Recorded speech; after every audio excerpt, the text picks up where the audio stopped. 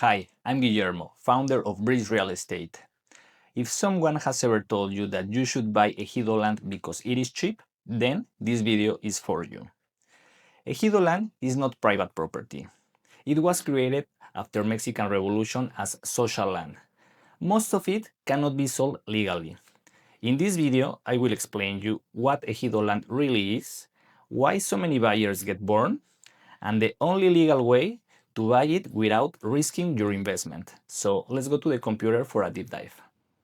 Okay, so what is the Ejido dilemma in Mexico? Ejido land is social property, not private property.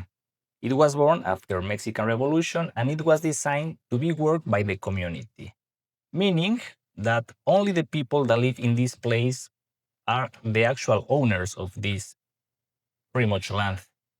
These members are named ejidatarios, and none of them can actually sell the land. In 1992, there was a reform on the agrarian law that actually opened the path to privatization. This was done by the ex-president Carlos Salinas de Gortari. However, millions of acres remain in this legal area. It is not a problem. However, many of these people, many of ejidatarios, saw that it was possible to commit fraud by trying to sell the land and actually never uh, lost the possession of it. So why it cannot be sold directly? Well, technically the land belongs to the ejido, so the community, the collective, not the individual. The individual only has or holds, in this case, usage rights or certificado de derechos parcelarios, not a deed, which is a título de propiedad. So it cannot be sold to foreigners directly. It cannot even be sold or to Mexicans, right? So this type of land cannot be sold because it doesn't belong to a person. It belongs to the community. That's the main idea here. It cannot be sold to corporations, not other people.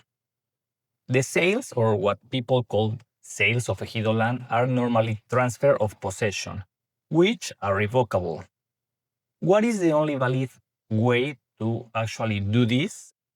A sale of ejido land, the first thing that you need to do is to disincorporate the ejido land from the regimen and actually transfer or move it to private property. You need to obtain something called Dominio Pleno, or full ownership of the parcel. This must be registered at Public Registry of Property o Registro Público de la Propiedad here in Mexico. And once again, this can only be done by a notario público or public notary that issues a valid deed. So, Guillermo, you are telling me that I cannot buy ejido land? I mean, yes, you can. However, you need to do a specific process that I am going to explain you. This regularization normally takes 1 or 2 years. I know it's slow and it's super risky. You need to know the law and you need a lawyer that actually has a lot of knowledge in agrarian law because it's specific of that branch of law here in Mexico. So the first thing you need to do is a hard assembly. So because it is a community, they have their own regulation by the agrarian law. So in this asamblea, in this assembly, the ejido needs to meet the quorum. In this case is 75% of ejidatarios that need to be there in order to approve the adoption of Dominio Pleno. So basically, they all vote and say, okay, I want this parcel to be transferred from the community to the person that holds the rights and adopt Dominio Pleno. So what is the main risk here? The main risk is that you don't get the quorum or the assembly doesn't fulfill all the protocolary things that need to has in order to be fully legal or completely legal. So some years later, someone can say, okay, the quorum wasn't complete, so the assembly was not legal, therefore you are not the buyer of that land. That happens. So you need to be super, super cautious when buying ejido land.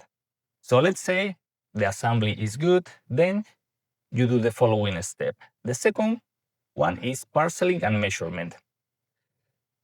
We know that in Mexico, we are not we don't have the systems in many areas of the government, and the National Agrarian Registry is one of them. So you need a topographic survey to define the boundaries of the parcel that you are buying. And these maps need to be approved by the National Agrarian Registry, because sometimes the risk here is that the boundaries actually exceeds the parcel that you are buying, or some of these boundaries or one area of the parcel is in an environmental protected zone, which happens a lot here in the Riviera Maya. We have a lot of protected areas. So you need to do that. You need to hire a topographer. You need to buy these topographic studies. But let's say that you have those and everything is right, everything is in order. Then the third step is adoption of Dominio Pleno. So once that you have the assembly and pretty much all the paperwork, all the signatures from the ejidatarios, and the RAN, in this case, National Registry, the National Agrarian Registry has approved the Certificado Parcelario, they cancel that paper and they emit a property title that is issued to the name of the ejidatario. This is a key moment. So here, the land is technically private property, but you still need to finish the last step. So once that you have this dominio pleno, well, the ejidatario, the person that is selling this property, has the dominio pleno, he needs to register that property in the public registry. So in this case, the ejidatario is going to go to a notary, and the notary is going to, like do all the paperwork, and then is going to register that land, that piece of land, into the public registry. However, there is, like one one thing that might happen, and is that any family members that have derecho del tanto can say that, okay, the property cannot be sold to this person. It belongs to me because I'm the first son of this person, right? That is derecho del tanto. Because let's remember, this is communal land, so it was supposed to be worked by the community. So in the agrarian law, they have this idea that, for example, I have 3 kids and suddenly I die. So one of my kids, or pretty much the 3 of my kids, will possess now the parcel that I used to own, right? So that is derecho del tanto. It's a direct line. So let's say that you have fulfilled all the 4 steps to transfer ejido land to private property. So what is this so important here at the Riviera Maya? Well, the main thing here is that there is a price gap between ejido land and private property. So here we have some stats. For example, ejido land, which is quite risky, it's about $80 per square meter, whereas private land, it's around 250. So the price gap is huge.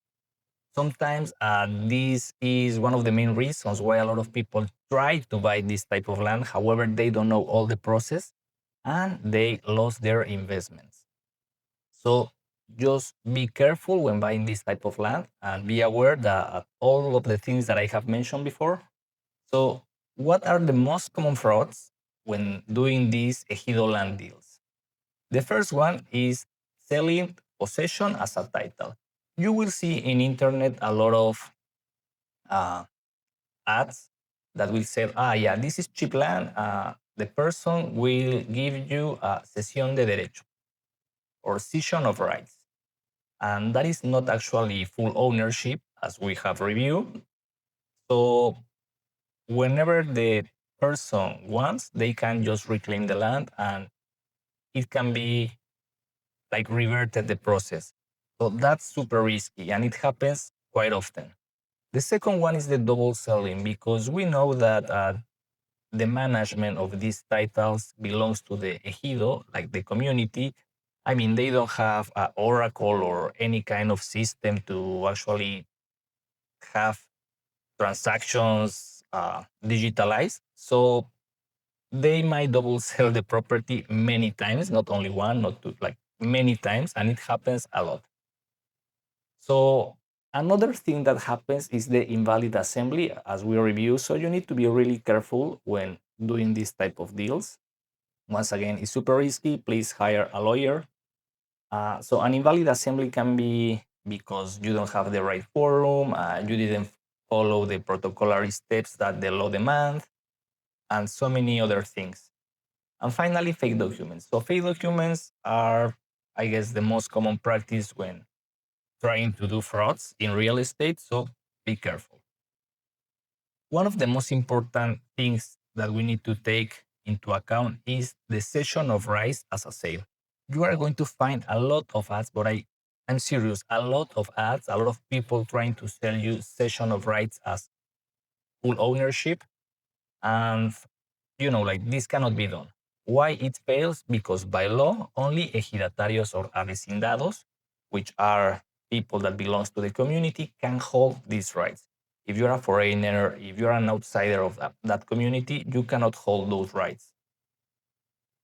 The seller can actually reclaim the land later, or the assembly can just refuse to recognize you, and you can lose your investment. So here we have a deal risk analyzer. So let's say that let's ask some questions. Does the seller have a title, título de propiedad, registered in the public registry? Yes. Is the seller an individual, not the Ejido commissioner? Yes. Are you signing a deed before a notary public? Yes. So, like when you are signing something before a notary public, and I mean like the escritura, a deed, not a contract, because the contract can be tricky as well. If you are signing a deed before a public notary, like this is one of the lowest risks that you will have in real estate transactions here in Mexico, because by law, all the real estate transactions must have place under the eyes of a public notary. That's it. Has the right of refusal or derecho del tanto been waived by family and neighbors? Yes, so the risk is super low.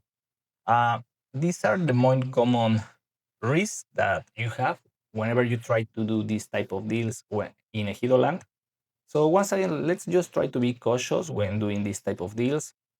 I know that the price gap can be extremely, I don't know, like what is the word for that, but you will be tempted to buy this type of land because of the prices, but remember that the land belongs to the community and you need to do a lot of paperwork that might take up to 2 years in order to get full ownership. So keep that in mind.